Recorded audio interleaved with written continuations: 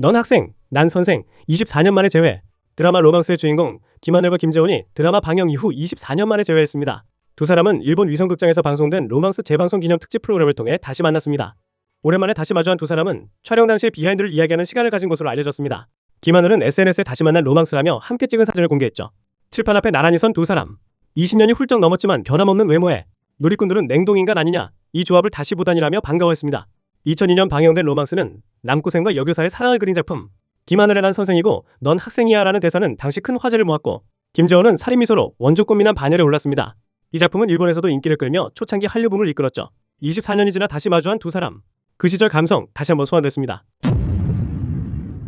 TV에 안 보이더니 다들 틱톡에 있었다? 최근 활동이 뜸했던 연예인들이 틱톡 라이브로 다시 등장하고 있습니다. 박시후, 임주환, 장수원, MC몽, 박경 등 한때 인지도를 쌓았거나 논란의 중심이 되어 사라진 스타들이 라이브 방송을 통해 팬들과 실시간 소통 중이죠. 틱톡은 숏폼 영상 플랫폼으로 알려져 있지만 라이브 서비스는 별도의 생태계를 형성하며 또 다른 연예인 무대로 자리 잡고 있는 추세입니다.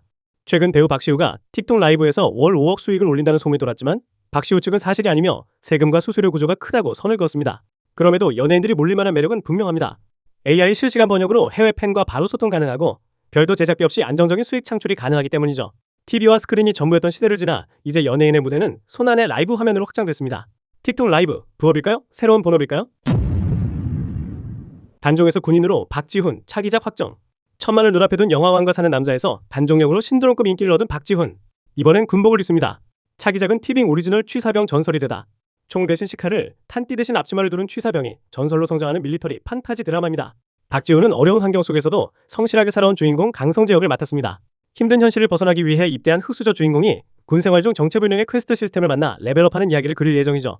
원작자 제이로비는 SNS를 통해 캐스팅 소식을 알리며 평생 운다 썼다. 소설 표지 찍고 나왔다며 기대감을 드러냈습니다.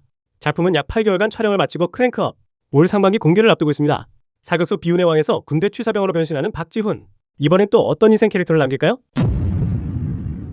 성형 대신 커피차, 장항준 천만 공약 정정. 영화왕과 사는 남자가 천만 관객을 눈앞에 두면서 감독 장항준의 과거 공약이 다시 화제가 됐습니다.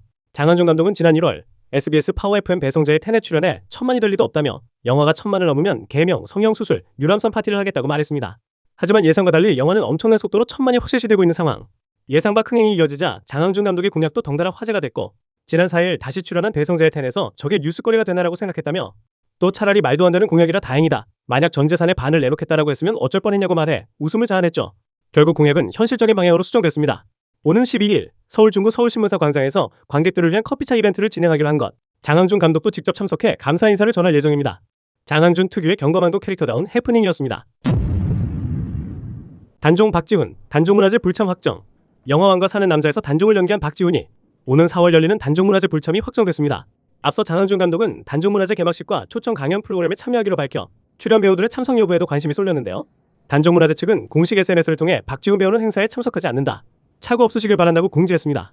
하지만 박지훈은 따로 촬영한 축하 영상 메시지를 통해 영월과 단종에 따뜻한 관심을 부탁드린다고 전했습니다. 앞으로도 영월과 단종에 따뜻한 관심 부탁드리고요. 제59회 단종문화재가 여러분들에게 의미 있고 행복한 시간이 되시기를 진심으로 기원하고 응원하겠습니다. 감사합니다. 박지훈의 불참은 아쉽지만 단종문화재는 그 어느 때보다 뜨거운 관심을 받고 있습니다. 4년 만에 복귀 이휘재, 시작부터 시끌. 방송인 이휘재가 부르의 명곡을 통해 4년 만에 방송 복귀를 예고했습니다. 오는 16일 녹화되는 연예계 가왕전 특집에서 경연 참가자로 무대에 설 예정이며 해당 방송은 3월 28일과 4월 4일 두 주에 걸쳐 공개될 예정입니다. 하지만 소식이 알려지자 시청자 게시판에는 항의 글이 쏟아졌습니다. 제작진이 감을 잃은 것 아니냐, 왜 굳이 논란 있는 인물을 섭외했냐는 반응이 이어졌습니다. 이휘재는 과거 여러 구설에 휘말린 바 있습니다. 2016년 SBS 연기대상에서 배우 성동일에게 무리한 발언을 했던 일, 놀이공원 장난감 먹튀 의혹, 그리고 아내 문정원의 층간소음 논란 등이 겹치며 여론이 악화됐습니다. 결국 그는 2022년 활동을 중단하고 가족과 함께 캐나다로 떠나 긴 공백기를 보냈습니다. 제작진은 노래에 진심인 연예인 가운데 인지도와 캐릭터를 고려해 섭외했다고 설명했습니다. 4년 만에 복귀 무대, 과연 여론을 바꿀 수 있을까요? 1100만 돌파 왕사남, 1300만도 가시권.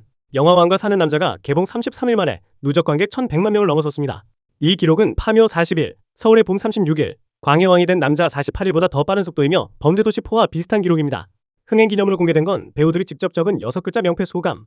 감독 장항준은 왕, 감사합니다. 유해진은 당나귀가 왔소. 단종역의 박지훈은 사랑 주신 덕분이라며 감사 인사를 전했습니다. 또 유지태는 천만이 현실로, 전미도는 천번만번 감사, 이준혁은 감사한 마음뿐, 안재홍은 마치 꿈만 같다라는 메시지를 남겼습니다. 관객들 역시 연기가 아니라 진짜 그 인물 같다. 보고 나서 단종 이야기를 찾아봤다는 반응을 남기고 있습니다. 1300만 관객을 돌파하게 되면 한국 역대 흥행 영화 탑10에 진입하게 되는데요. 과연 이 흥행은 어디까지 이어지게 될까요?